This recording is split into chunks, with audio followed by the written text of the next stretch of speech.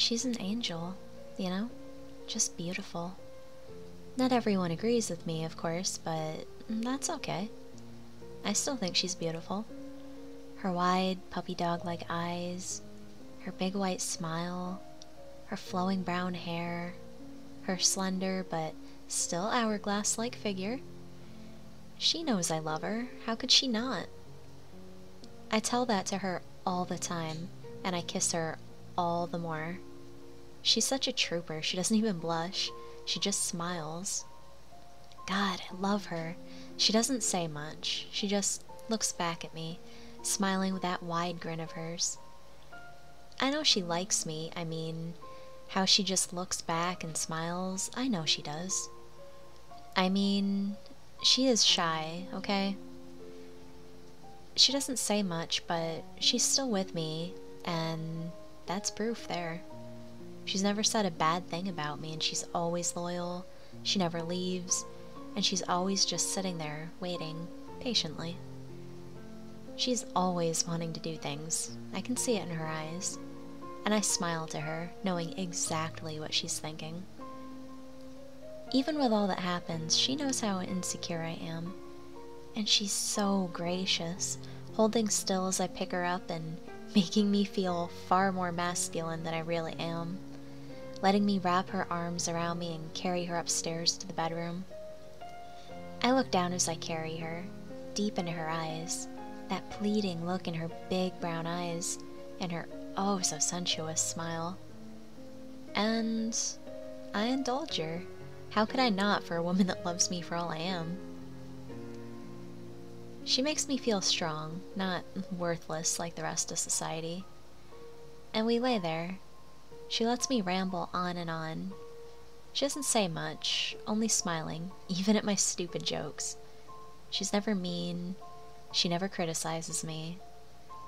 Even if I pass out from such exertion during our intimate times, or finish before she does, she never complains. She just smiles, reassuring me that she loves me anyway. When I wake up, she's always there, looking at me, greeting me with that broad, broad smile. She lets me pick her up again, and I carry her downstairs, stopping on the 6th step to kiss her forehead. Today's special. She'll be so happy that I remembered. This is our 6-month anniversary of when we met. But I don't let on. You gotta surprise the ladies, you know? I make breakfast. 2 omelets with bacon bits, cheese, and just a little bit of salsa, her favorite. Though today she wasn't hungry, just looking at me as if to say, I have to watch my figure, you know? I protest for a bit, but she just stonewalled me. I felt bad, but I finished her breakfast for her. As I polished off the last bit of orange juice, I looked up and there she was, just smiling again. Oh, my heart, we're going to the park today, where I met her. I know that she doesn't like going out much, but I figure she can bend given the occasion. Besides, she loves me and I love her. I'm more than happy to step a little bit out of the comfort zone. I walk her to the car and open the door for her. As I help her in, her head turns to face me and her gaze meets mine. I kiss her passionately and say, "It's a good surprise, I promise. It's for you. I remember today." She smiles back as I buckle her seat and close the door. We head out an hour before noon. A quick 20-minute drive to the local forest park. It was a cold day, not cold enough to snow, though the ground was still blanketed white from 2 days ago. I parked the car and got out, walking around to open her door, unbuckle her, and help her out. She smiled again as her head turned to face me.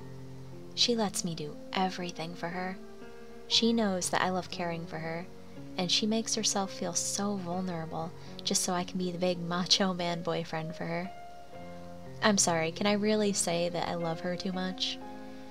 I place her hand in the crook of my arm and help her up, closing the door behind us. No one's at the park today, it seems. I don't mind, and neither does she.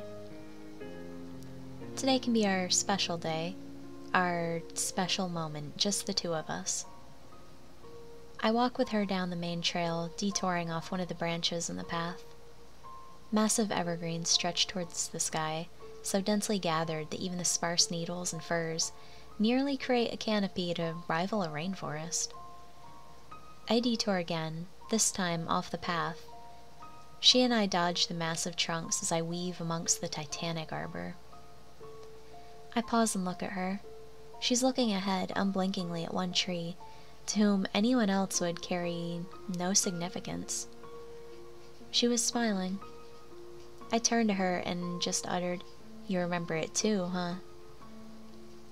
I walked with her up to the tree, my eyes welling, overcome with a combination of love and nostalgia. Indeed, it was this tree, as there was a little clearing in front of it, a mere 2 feet by a mere 2 feet or so, just as I remember from 6 months ago. I help her down and we lean against the giant Douglas fir together. We sat a while and I looked to her. I leaned over, turning her head to mine, and kissed her. "You remember it too? How I found you here?" I rub her pale forehead and her teeth glisten in the sun. "How I found you, lying in that clearing, in that shallow grave." I reached around her ribs and pulled her closer to me, carefully, ensuring not to tear the decayed tendons and ligaments that held her legs together. Kissing her pale forehead, I continued. How I said, "Hello," and you would just smile.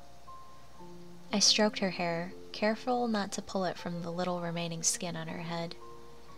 I turned her head to face me and gazed into her orbits. A little bit of brain began to leak from the socket. "Oops, you got a little something there, love," I say as I take my handkerchief from my pocket. I wiped up the bit of ooze from the otherwise gleaming white cheek. I kissed her forehead and looked down at her, and in that moment, she was smiling. And from then on, I knew that we would be together forever.